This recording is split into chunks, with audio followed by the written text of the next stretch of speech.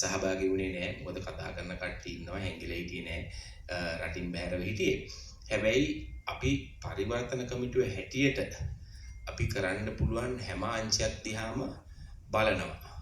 ඒක ගැන ඒ අවස්ථාවේදී කතා කරා. දැන් ප්‍රියංගගෙන් එක ඉල්ලීමක් තිබ්බා පරිවර්තන කමිටුවට කතා කරන්න පුළුවන්ද කියලා. කතා කරන්න ලෑස්ති වෙලා හිටියා. වාසනාවකට ප්‍රියංගගේ ෆ්ලයිට්ස් මිස් වෙලා ප්‍රියංගෙන්න කල් ගියා. ඉතින් අපි ඕන් සමගත් කතා කරලා බලනවා මීට වඩා හොඳ මොඩල් එකක් කරන්න කොහොමද කියලා අපිට තව දිගු කාලයක් ඉන්න පුළුවන් වුණා. හැබැයි මෙතන සඳහන් කරන්න ඕනේ විශේෂයෙන් ප්‍රියංග ගැන එකක් අපි ලාංකිකයන් හැටියට ප්‍රවුඩයි. ප්‍රියංග ඉදිරිපත් වෙලා තියෙනවා කණ්ඩායමක අයිතිය ලබාගෙන ඔහුගේ දායකත්වයේ සහයෝගය දක්වන්න. හැබැයි වැදගත් වන්නේ සල්ලිම හම්බ කරන්න නෙවෙයි ප්‍රියංග මෙතනට ඇවිල්ලා තියෙන්නේ. මම හිතනවා ප්‍රියංගට මේක ලොකු පාඩුවක්.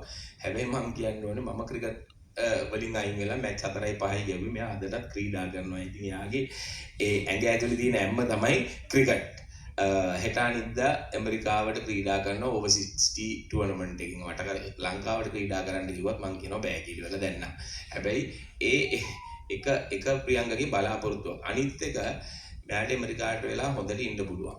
මෙයා මෙතනට ඇවිල්ලා ඉන්නේ රට අමතක කරලා නැහැ.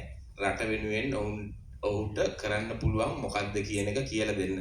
විශේෂයෙන් කියන්න ඕනේ අපේ පිළිකා දරුවන්ගේ සහන සත්කාර ඒකකේ 160ක් විතර මිලියන 430කින් පටන් ගත්තේ මිලියන 960කින් ඉවර වුණේ මේ සහන සත්කාරය හදලා 160ක් 70ක් ආවේ අපිට ඇමරිකාවෙන් ස්ලම්නා කියන